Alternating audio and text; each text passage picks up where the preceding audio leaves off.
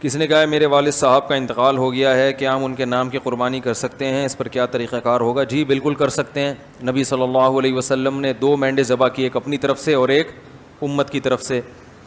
اور آپ نے ایک دفعہ ایسا بھی کیا کہ ایک قربانی اپنی طرف سے اور ایک ان کی طرف سے جو قربانی نہیں کر سکے.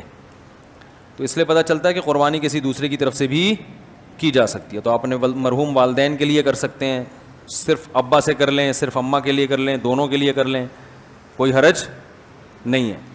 ہاں اب دونوں کے لیے کریں گے تو کیا ثواب تقسیم ہو کے ملے گا دونوں کو؟ یہ ایک سوال ہے. بھائی سمجھ میں آ رہا ہے؟ بھائی ایک بکرا، ایک دمبا یا گائے کا ایک حصہ آپ کے مرحوم والدین دونوں کے لیے کر لیا آپ نے، تو کیا آدھا آدھا دونوں کے لیے ہوگا یا دونوں کو پورا پورا ثواب ملے گا؟ اس میں علماء کی 2 رائے ہیں، کیونکہ اس کے بارے میں قرآن و سنت خاموش ہیں. صحیح ہے نا؟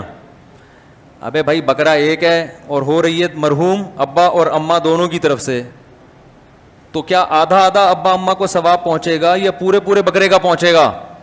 سوال سمجھ میں آئے گا تو پھر جواب سمجھ میں آئے گا نا. تو اس میں علماء کی 2 رائے ہیں، کیونکہ قرآن و حدیث جہاں واضح نہیں ہو تو پھر اجتہاد ہوتا ہے نا. تو بعض جی نہیں، مرحوم میں زیادہ کے لیے بھی ہو سکتا ہے. زندہ میں تو ایک کے لیے ہی ہوگا، جو مرحومین ہیں ان میں پوری امت کے لیے جب نبی نے کر لیا تو صحیح نا، تو آپ بھی پوری امت کے لیے بھی کر سکتے ہیں. اصل میں ہوتا وہ آپ ہی کی طرف سے ہے، تو آپ چونکہ ایک ہیں تو آپ ایک ہی بکرا کریں گے، لیکن اس کا ثواب پہنچایا جاتا ہے زیادہ لوگوں کو. تو وہ 2 کے لیے بھی ہو سکتا ہے، 10 کے لیے بھی ہو سکتا ہے، پوری امت کے لیے بھی ہو سکتا ہے، وہ زندوں کے لیے بھی ہو سکتا ہے، لیکن وہ ہوگا پھر آپ کے لیے. لیکن جب آپ قربانی 2 کی طرف 2 زندوں کے لیے کر رہے ہوتے ہیں، پھر وہ دونوں کے لیے الگ الگ ہو رہی ہوتی ہے، اس میں ایک میں 2 آدمی شریک نہیں ہو سکتے. لیکن صرف ثواب پہنچانے کی حد تک جہاں تک بات ہے، تو ثواب پہنچانے میں تو 10 کو پہنچا دیں آپ. تو اب علماء کہتے ہیں کہ بعض علماء کہتے ہیں ڈیوائڈ ہو کے پہنچتا ہے، صحیح ہے نا، اور بعض کہتے ہیں نہیں پورا ثواب اس کو بھی ملے گا، پورا ثواب اس کو بھی. دونوں قول ہیں علماء کے. تو اس لیے افضل تو یہی ہے کہ ابا کے لیے الگ کر لیں، اماں کے لیے الگ کر لیں، افضل یہی ہے.